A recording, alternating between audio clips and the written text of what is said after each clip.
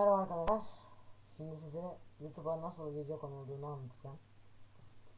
Öncelikle YouTube'a giriyoruz. Karşınıza böyle bir ekran geliyor.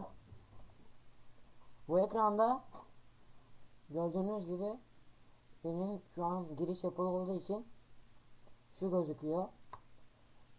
Aslında kayıtlı olmadığım için burada singing yazacak.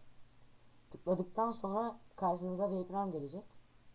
Bu ekranda Google, YouTube, Google Artı gibi programlar çıkacak karşınıza. Çıktıktan sonra tekrar singin diyeceksiniz. Orada kayıt formunu dolduracaksınız.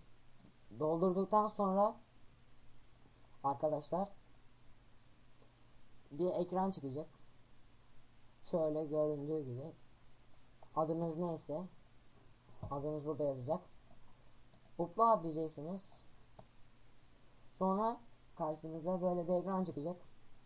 Select files from your computer diyor. Şuna tıklıyoruz.